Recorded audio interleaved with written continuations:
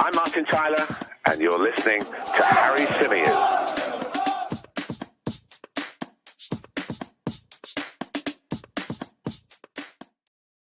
Hey everyone, welcome back to the Chronicles of a Gooner, the Arsenal podcast, part of the 90 Min Football Network. As ever, I'm your host, Harry Symeou, and on this edition of the show, we're going to be discussing the latest on Lisandro Martinez. We're going to be talking Raphinha. What on earth is going on there? We're going to be talking about Gabriel Jesus having been spotted at Emirates Stadium pitchside with his brand new number 9 shirt on. We're also going to be talking about what Arsenal should be looking to prioritize this summer in terms of positions. Because I think going into the window, we all had a pretty clear idea of what Arsenal needed.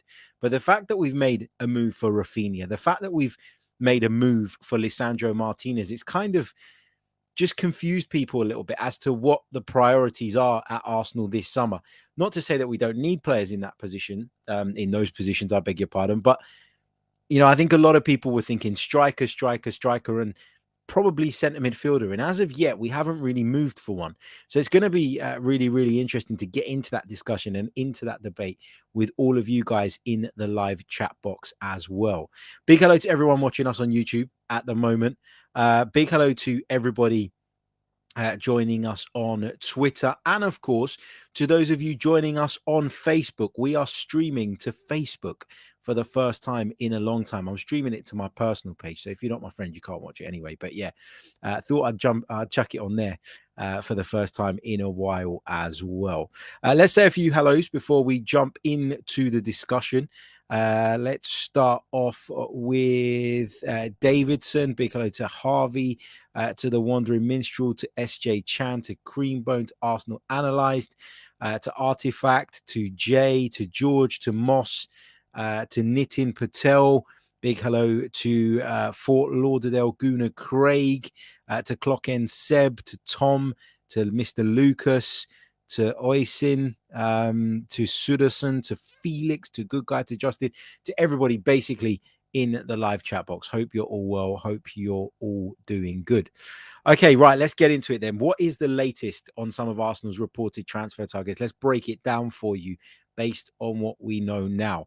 First of all, we know that Arsenal are still very, very much interested in Lisandro Martinez. The Ajax defender is not just being courted by the Gunners at the moment, but he's also being eyed up by Manchester United. And there is talk that that Erik ten Hag connection could be key in persuading him that actually Old Trafford is the best place to be as opposed to Emirates Stadium. However, as I understand it so far, Manchester United are still yet to make a formal approach to Ajax over Lisandro Martinez. Could they be waiting in the wings, waiting for Arsenal to essentially do the hard work and then potentially jumping on the back of that in order to come in at the last minute and try and steal the player away? Now, we'd heard in the last week or so that he was set on a move to Arsenal, that he was set on a move to the Premier League. But the interest from Manchester United in terms of how serious that is thought to be has really increased over the last few days.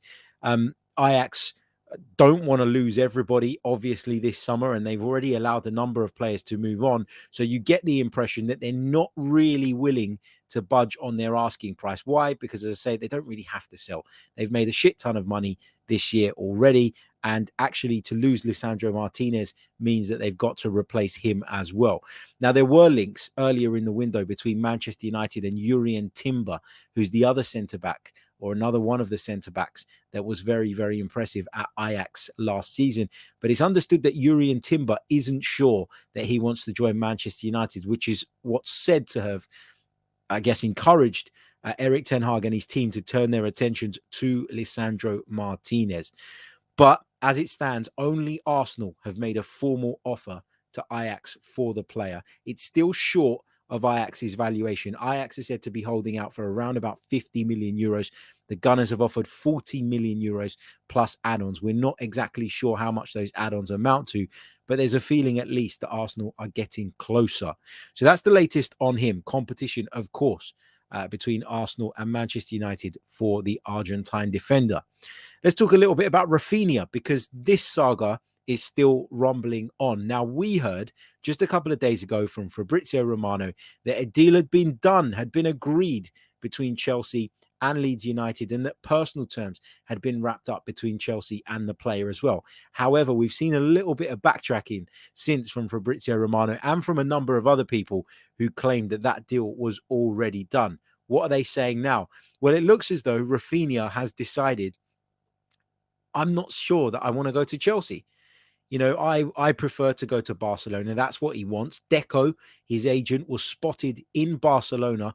And according to Graham Bailey, 90 Min's transfer correspondent, who I spoke to today on the 90 Min Talking Transfers podcast, which you can find on all major podcast stores or the 90 Min YouTube channel, Graham Bailey says that Deco was over in Barcelona debriefing the Catalan club basically on what Chelsea had offered to Raphinha, basically making it very, very clear to the Spanish Giants what they need to do if they want to land Raphinha this summer.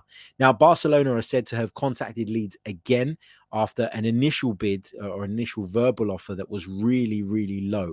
It was said to be around about 35 million euros.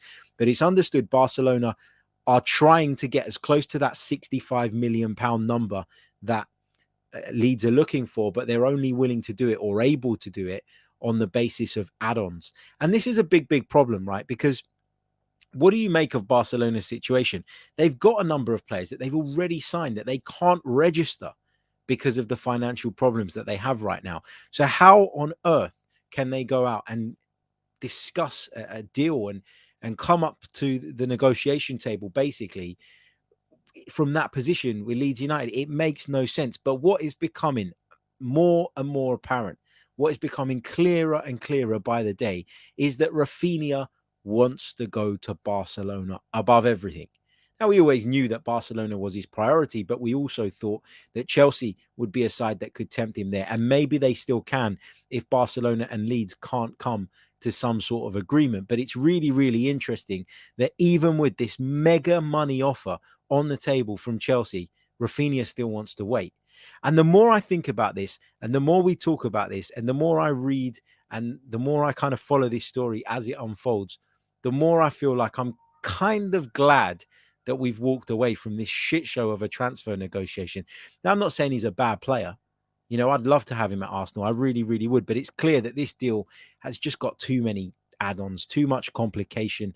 There's too much baggage to this deal that you have to kind of lift and overcome and sort of carry throughout the process of it to get to that end destination. And is it actually worth it? And you might be thinking that I'm just saying this because I'm an Arsenal fan and he's not coming to Arsenal as it stands anyway. And so for me, you know, I'm just trying to make myself feel better about it. That's what people will say. But I'll explain a little bit later on when we come on to talk about what Arsenal should be prioritizing this summer as to why I've come to that conclusion. But this Raphinha saga looks as though it's going to drag on. Raphinha reluctant to commit to Chelsea at the moment because he feels that he might get an offer from Barcelona if indeed them and Leeds can come to some sort of agreement that will allow him to go to his preferred destination. In other news, Gabriel Jesus has been spotted at Emirates Stadium wearing his Arsenal kit and wearing the number 9 shirt, the number that we all know that Gabriel Jesus is going to get. But still, at the time of recording, no official announcement from the club. And it is driving me bloody crazy. But based on what we saw today, it looked as though those pictures, the videos, whatever it is they're going to do to put the announcement out was being filmed and will probably be being edited right now. So I'd imagine that at least over the next couple of days, I'd probably guess tomorrow we're going to get that official announcement from the club with regards to Gabriel Jesus. And it'll be nice because it feels like there's been a little bit of moaning and groaning again over the last few days. It feels as though people were on this massive high based on what they thought we were going to do in the window.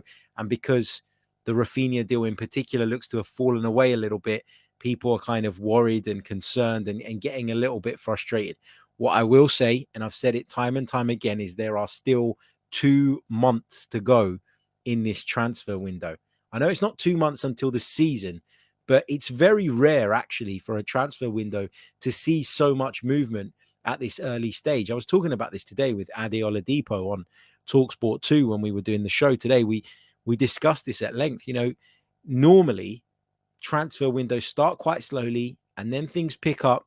And then, of course, it goes a little bit quiet again, and towards the back end of the window, right at the end, the last few days, you start to see movement and you start to see deadlocks being broken between clubs that may have been in existence for months prior. So, yeah, there's lots of time left. There's lots of business still to be done.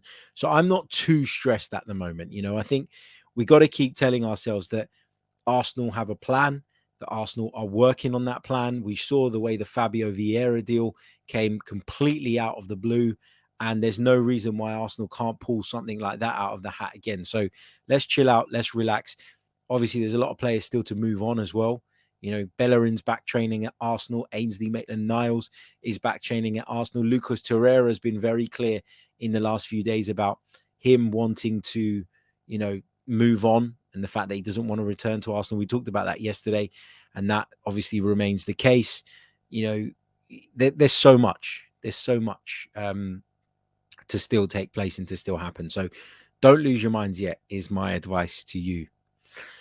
Okay, before we move on to talk about what Arsenal's priorities should be during this transfer window, I'm just going to ask you, if you haven't done so already, please do leave a like on the video, particularly if you're joining us via YouTube. It really, really does help. Hit the like button. Make sure you're subscribed to the channel if you're new. We hit 22,000 subscribers here on YouTube alone yesterday, which was incredible. I want to try and get to 25,000 by the end of the transfer window. Now, that is a very, very ambitious target, but I think we can do it if we keep the momentum going. So please, if you're new to the channel, be sure to subscribe. And if you're listening via the audio platforms, please do leave us a review. I'd really, really appreciate it. Now, if you remember when we hit 20,000 subscribers, which was only last month, crazy to think that, right? I promised that I would give away not one, not two, but 3 new Arsenal home shirts, and that time has come. So if you are a regular listener or viewer of the Chronicles of a Gooner podcast and you want to enter the draw to win one of those 3 home shirts that I'm going to be giving away, I'm going to be picking 3 random winners.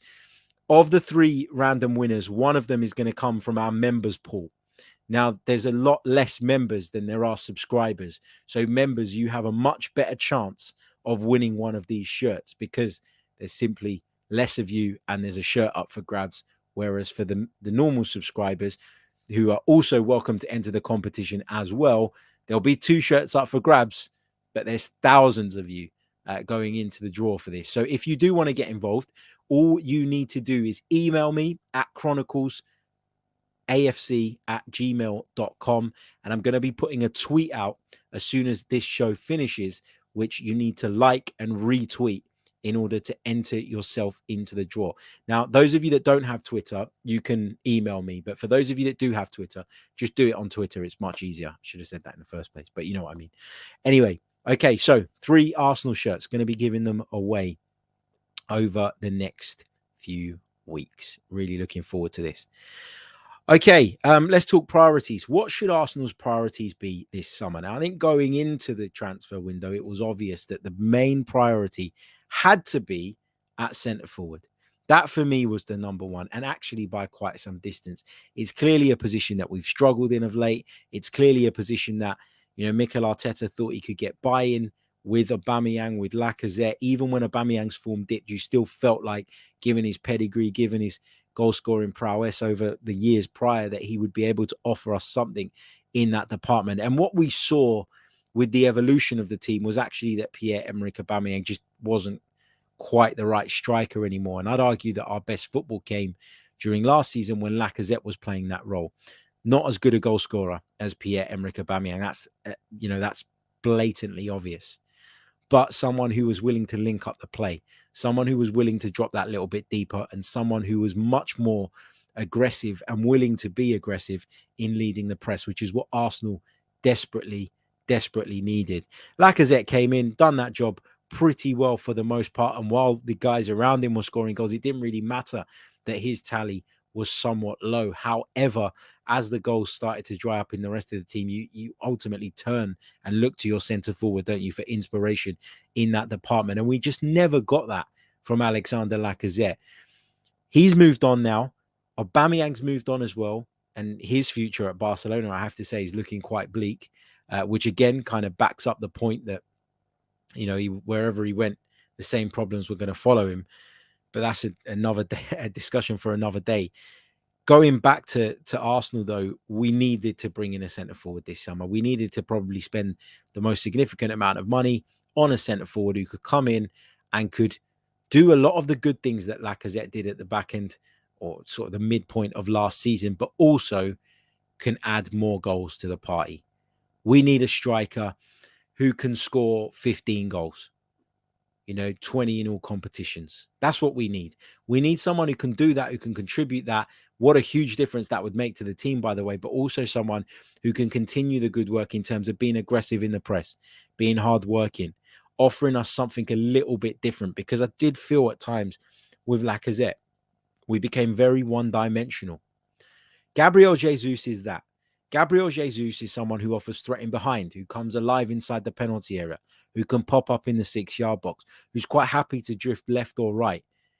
For me, he ticks a lot of boxes. Now, was he the one I wanted above everybody? No, he wasn't. Going into the summer, the one I really, really wanted was Darwin Núñez. And the reason for that was because he does a lot of those things I've mentioned, but he also has that physical presence that I did feel at times up front we were missing last season. So, okay, Gabriel Jesus doesn't tick every single box, in my opinion, but he ticks most of them. And I think he's as good as we could have hoped for, given that we missed out on Champions League football and given that we really stood no chance going up against Liverpool for a player who had his heart set on going there, but also a player that they've been willing to spend around about, we're told, 85 million euros in total to get over the line. That's clear. Arsenal have a number of positions they want to address. And so you're not going to see this from Arsenal where they go out and spend 85 million on one player. As you build, as you develop, as you get yourself into a stronger position as a squad and as a group, the less targets you have every summer and the more able you are to go and push the boat right out to land those targets. Arsenal are not quite there yet. This is phase 2. Last summer was the real sort of first big summer that we saw from Arsenal in terms of numbers, turnaround, players out, players in. January was players out in order to facilitate what we hope and expect to be a big summer as well. And now we're in that second phase where we're trying to bring in another 4 or 5 players to take us on to the next level. So where else do we need to prioritize? Centre forward, we can all agree, I think, and correct me if I'm wrong in the chat. If you think differently, let me know. But I think we can all agree that centre forward was the number one priority. And we've done that. We've addressed that. As I said, the announcement around Gabriel Jesus is imminent. But where next? Because I think when we heard the links to Youri Tielemans, people were sort of excited and positive about the fact that it was bolstering a position in midfield that we probably needed a bit more in.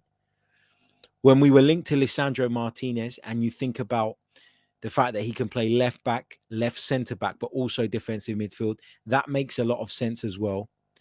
But the one that seemed like a bit of an anomaly, a bit of an outlier in terms of where it fits in our priority list was Raphinha. Now, I'm not saying that we don't need a winger. I'd actually quite like Arsenal to bring a winger in. I think we were too reliant on some very young and inexperienced wingers last season who burnt out at various points. And ultimately that left us that little bit short. Now, maybe they wouldn't have left us short with a top-class centre-forward around them who, as I said, would contribute 15 goals in the league, maybe 20 in all competitions. If you had that, then maybe it doesn't shine such a glaring light on the fact that things dried up a little bit for some of the younger players. But that wasn't the case. So that did, cost us. It did come to our attention. It did come to light. As I say, maybe it's not as big a deal with Gabriel Jesus up front. Maybe it won't be as big a problem with a better striker like him. But, as I say, I want a winger. I think we could do with a winger. I think we probably will try and bring one in. But in terms of my list of priorities, this is how I look at it. Striker was number one, undoubtedly. You can tick that off. Arsenal have done that. in signing Gabriel Jesus and tying down Eddie Ketia to a new contract. Regardless of what you think of him, Arsenal have done their job in that department, in their eyes anyway. They've done sufficient business in terms of that contract renewal, but also the addition of Gabriel Jesus to cover that position for next season. Add to that Gabriel Martinelli could play there if you desperately needed him to. Add to that we could play with a false nine with any number of players that we have within that group if you wanted them to. And I think that position is covered as best as it's going to be covered this summer. Okay, so you move on. For me, centre midfield is the next most important position. It's the next most important position because I think that when we're without one of Xhaka or Partey, the drop-off is just too much. Now, people are critical of Xhaka. They always have been. They probably always will be. For as long as he wears an Arsenal shirt, I think there'll be a certain section of the fan base that give him a hard time. And I think that's lazy analysis in a lot of ways. I think there are some shortcomings that are clear to see when you watch Xhaka week in, week out. But I think the same can be said of a number of players. But I just think the drop-off between Xhaka and El Neni, for example, or the drop-off between Xhaka and Lokonga at the moment, a player who I think will get there but isn't there right now, is too significant. When you take Thomas Partey out of the equation, we are a significantly weaker side. And it's clear that Mikel Arteta thinks that, because if he didn't, he wouldn't have referred back to playing with 2 6s towards the back end of last season. That was the biggest telltale sign that he didn't trust any other midfielder to hold that defensive midfield role alone. So that suggests to me that he needs to bring in another player like that, or put all his faith in Lokonga. Based on what we saw from Lokonga last season, I don't know that he's at that level yet. I don't know that he's ready. Doesn't mean I want to discard him. Doesn't mean I want to write him off. But I just don't think right now he's at that level. So you look at that position again and you worry. I worry. I really, really do. I'm concerned about that area of the pitch. And so I took encouragement when we were really heavily linked with Tielemans. Does he cover all aspects? Can he play, for example, the lone Thomas Partey role? No, he can't. But what he can do is he can play as an 8. He can be a little bit more advanced if you need him to be. He was very hardworking and I think can do a lot of the defensive work in the middle of the park too. But it still doesn't really cover us in that defensive midfield position. And I guess my way of thinking was, if you can make the rest of the midfield much more efficient, much more effective, much more mobile, then maybe you could get away with chucking a Mohamed El Neni in there from time to time, or even putting Granit Xhaka into that role from time to time, if that's what it takes. So I was happy with the Tielemans idea. But obviously that's not progressed. And we don't really know what's going on with that. It's been a lot of theories, a lot of talk. I said that my hunch was that it had something to do with the representatives and them kind of trying to broker a deal that benefited themselves more so than maybe Arsenal had hoped initially when sort of approaching Tielemans' people. I don't know. I don't know. But the fact that we then seem to kind of drop that one, sign Fabio Vieira, who I think is a very, very good addition, by the way, but doesn't really mitigate the problems I've just talked about, and then seemingly be willing to spend a large proportion of our budget on a winger, confused me. I've got to be honest, it confused me. And it kind of made me try and rethink what I believe the priorities to be. And I've probably come to the conclusion now that the priorities I have are not necessarily in line with the club's. Now, rightly or wrongly, I don't know. But that's where I am at now. I'm at the point where I do feel like maybe we as a fan base, we as journalists, we as people covering the club have maybe gauged this wrong, have maybe shot our shot and it's wide of the mark. I don't know how you want to put it. Maybe we got it wrong in terms of what we thought Arsenal were looking for. And maybe when you compare that to what Arsenal are actually looking for, there are some discrepancies. And that's perhaps why we've been surprised by the Fabio Vieira signing. We've been surprised by Arsenal's intent to sign Raphinha when clearly they have other things to do. I think a defender is important as well. I think we had a big problem at fullback last season. on both sides due to certain injuries. I'm not as worried now about the right side because of A, the role that Mikel Arteta asks his right back to play, and B, because of the fact with Saliba coming back, Ben White gives you yet another option that you can play there. So you could play Ben White there, you could play Tomiyasu there, you've got Cedric in the squad as well. But left back still feels problematic because of the tendency in Kieran Tierney to get injured. And that's why Lisandro Martinez is a really appealing prospect, because he can do that Kieran Tierney job, but also he can cover you in midfield. And I wonder if, when looking at him, Arsenal are trying to tick off both the defensive need, but also the need in that central midfield, central defensive midfield position. I think that's why he's such an appealing prospect. But as I said earlier on, we've got a lot of work still to do in that deal if we're going to get it over the line, because Manchester United are stepping up their interest in the player. So how would I rank the priorities? At the start of the summer, striker was right at the top of my list, but how do I rank them now? For me now, it's central midfield, a defender, and then a winger. I think we've got Jesus in. If we can get 3 players in, on top of Marquinhos, on top of Matt Turner, on top of Saliba coming back, I'd be quite happy with that. We're going to put some videos together looking at targets, people that I think would be a good fit. Started doing some prep for these videos today. Haven't finished it yet, though, so I will get those over the weekend to you guys in between all the transfer talk as well.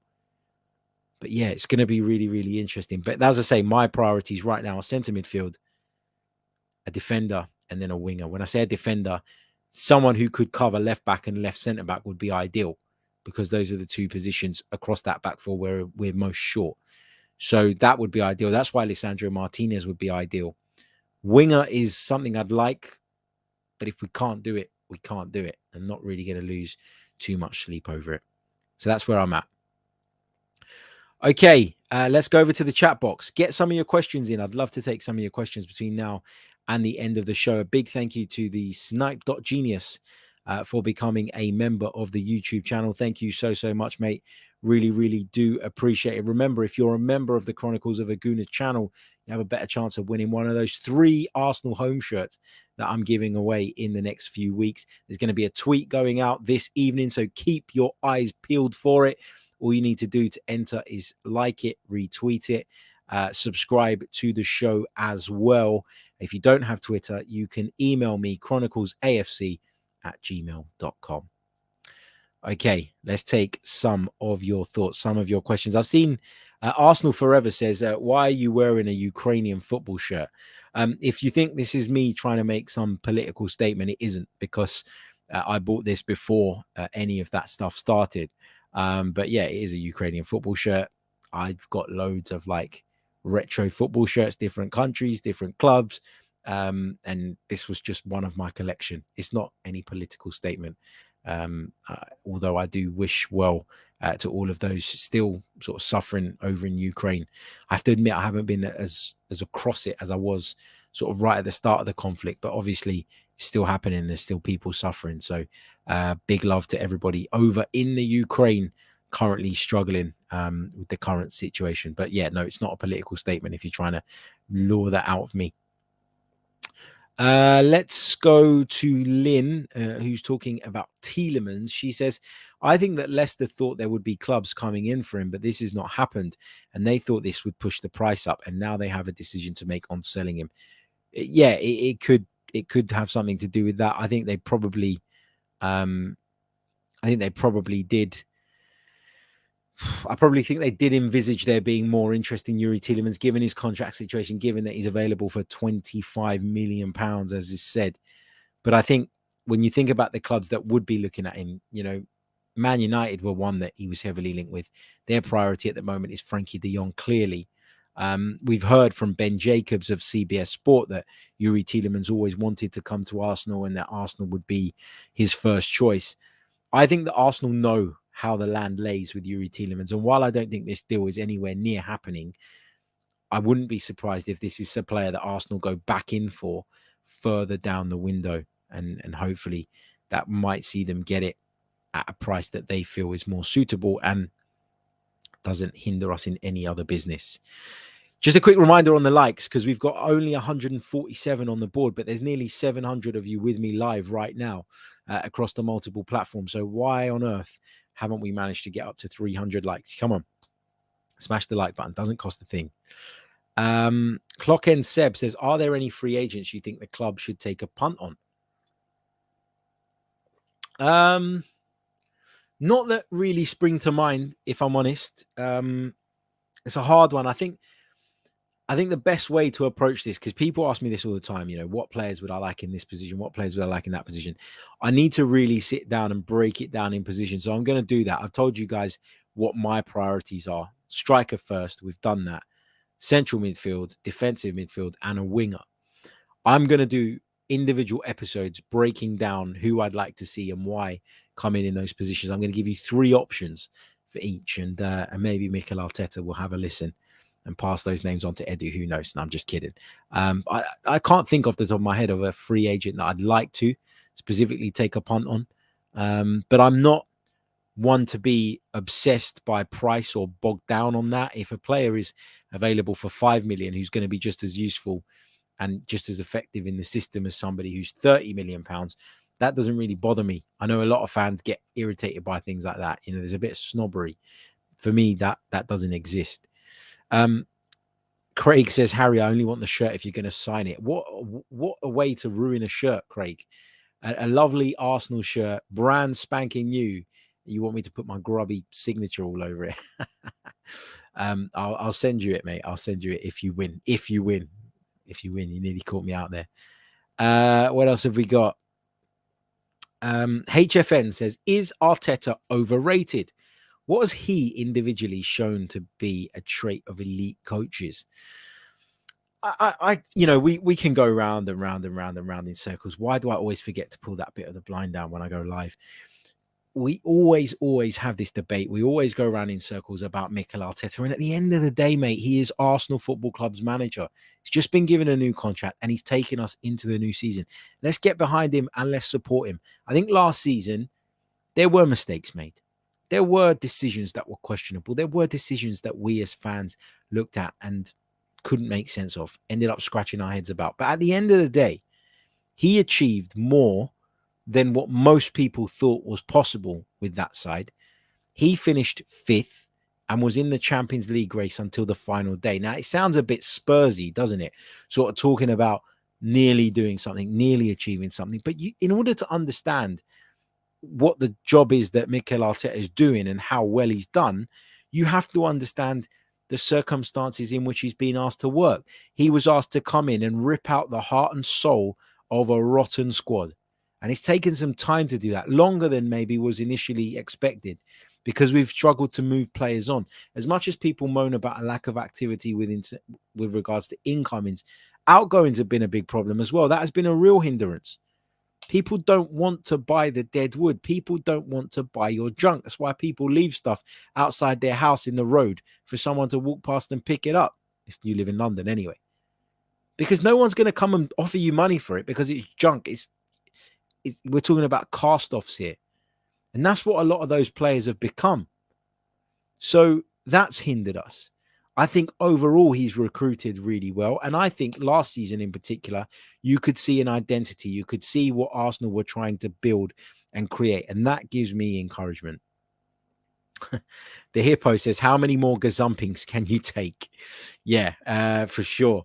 But interestingly, Chelsea did come in and gazump us for Raphinha, but still can't seem to get him to sign a contract, which suggests that maybe we'd have been in the same boat had we met Leeds' valuation. Maybe we'd have been in that position where Raphinha is sitting there going, yeah, I might do this, but actually I'm going to hold on and see if Barcelona can offer me better. Who knows? And that would have been really bloody frustrating. So maybe it was a blessing in disguise that, Chelsea did come in.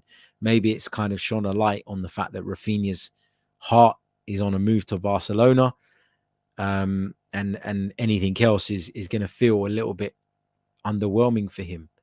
And, these might be famous last words. Can you imagine we end up signing him now? What I'd have to say. But that would still, that reservation about his want and where he wants to be will always be there for me. I've said it before, you sometimes need to convince these players that your place is right for them because you're not in a position to give them and offer them what they want necessarily. But when you can see how badly he wants Barcelona, the fact he'd put that Chelsea offer on ice for the time being at the time of recording, just to wait and see if Barca can do anything, it shows you very clearly, doesn't it? Where he wants to be. What else have we got? AJ Envoy says, I don't know, Harry. I feel like we've lost a bit of steam and the wind has been taken out of our sails. Do you think Arsenal moved too slowly in the market? I do appreciate the Jesus signing, though. Look, I think we've only lost that bit of steam if you let that happen to you. Like, as a fan, I'm still massively excited about this window. At this stage, I'm still positive that Arsenal are going to come out of the back of this window in much better shape. I think that, yeah, there was some disappointment when that Raphinha news dropped because we'd hyped ourselves up to believe that this was a deal that we could do and a player that we could bring in. And we've all seen him over the last couple of seasons really impress in the Premier League. But at the end of the day, you know, there's plenty of wingers out there. There's plenty of people in the world. And to kind of sit there and sort of dwell on it and be stuck on it and allow it to overshadow what's looked like decent business up until now, the signings of Vieira, Jesus, Marquinhos, Matt Turner's coming in to add some depth in the goalkeeping position. And then obviously the return of William Saliba as well, which is something that a lot of people were calling for. So overall, the window's been positive so far. Don't let the Raphinha thing in itself take all the wind out of your sails, because I don't think that's fair. Let's take a few more of your questions before we move on. Some people suggesting that we should look at Leandro Trossard of Brighton. Decent little player. He is. But how much is that going to cost? Will Arsenal feel that's worth it? Do Arsenal think he's a good fit? I think he'd be a pretty decent fit. Yeah, I've got to be honest. I've been impressed whenever I've watched Trossard, and I did a couple of commentaries on Brighton games last season, so I really did sort of home in on the Belgian and thought he was a really, really exciting player to watch. Always energetic, always looking to make things happen. Maybe you could argue he could do with sharpening up a little bit in terms of end product, but a good option nonetheless, for sure. What else have we got? Ross Taylor says, do you believe Jesus and Ketia is an upgrade on Aubameyang and Lacazette? Let me put it this way. Jesus, well, this bit's simple. Jesus is definitely an upgrade on Lacazette. No question in my mind about that. And Ketia, Aubameyang, no. Aubameyang is and has proven himself to be a much more accomplished striker throughout the years in which he's played at the highest level. And there's no denying that. But the question should be, Ketia, a committed Ketia, an engaged Ketia, and Ketia willing to work for the team, and Ketia who's part of the system and understands the system and fits. Is that better than having a disengaged, disenfranchised, disinterested Pierre-Emerick Aubameyang, who also was making the dressing room an uncomfortable place, who was also at the center of a storm that clouded over us for weeks and weeks and weeks in the crucial part of the season? So I'm not saying that Nketiah is a better player than Aubameyang. Of course he is, and he's got a hell of a long way to go before he gets there, and I doubt he'll ever get there. But the point here is that it's not just that simple. It's not just a toss-up, Nketiah and Aubameyang. It's all the other factors that I've just mentioned that you need to take into consideration as well. Let's keep moving through the chat box. Going to pick out a few more before I leave you guys. Obradek says, do you think there is now a kind of affinity and cooperation, I beg your pardon, between Man City and Arsenal more than with any other club in the Prem? I don't know that the two clubs are like specifically fond of each other as clubs. I think it's just because of the personnel links. Like Arteta knows Man City inside out. They know him inside out. The players at Man City would be more willing to join Arsenal, I'm sure, knowing what they're going to get in terms of a coach, in terms of methods, in terms of day-to-day. And I just think that's helped. I don't believe that there's any particular special bond, apart from we both hate Man U, which is quite nice. But yeah, no, that's about it for me. But that relationship between Arteta and Manchester City is I believe, proving key in getting the Gabriel Jesus done for sure. What else have we got? Just trying to pick out questions that aren't too similar to the ones that we've already answered. John Wells says, "Hi Harry, I think left back is the priority. We have cover on the right wing. Raphinha is not worth 60 mil. Much better out there for that price." Yeah, I always said to you guys that 60 million felt a little bit too much. It felt over the top.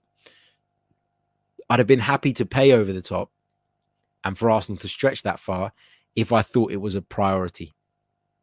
And it is one of a number of priorities, but it's not right at the top as a standalone priority, in my opinion. So that's why the more I think about it, the more I'm now seeing what's happening and understanding that this is a really, really complicated transfer saga, the more I feel like, move on. Let's look at other options.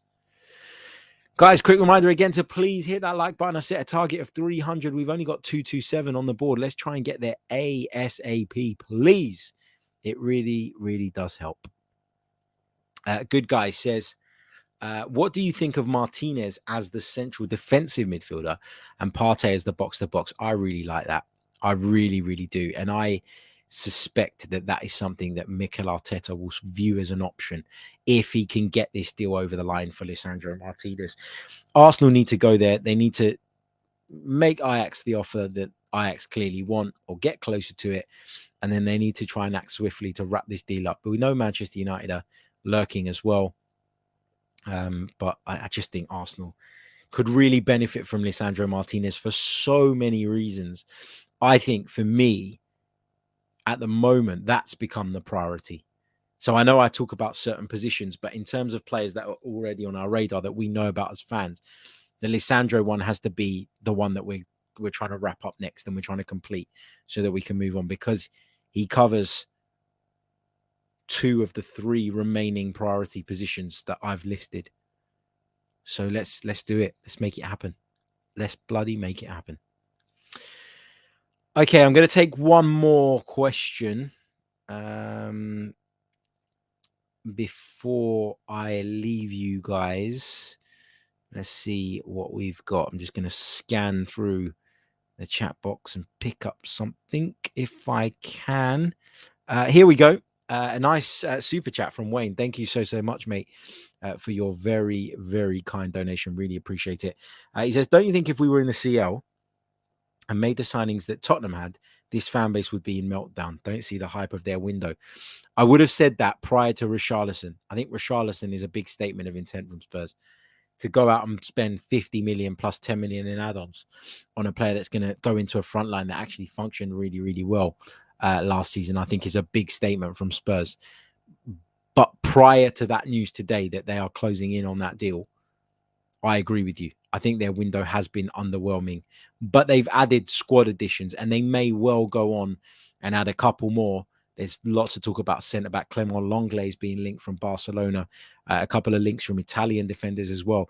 If they can get a couple more first-teamers in to complement Bissouma, Perisic, Jed Spence looks like they're close to doing that one as well, then you have to say that they've had a good window. And there's no denying it, right? I don't know what's happened. Antonio Conte's probably found the login details to Daniel Levy's online banking. It's the only thing I can think of.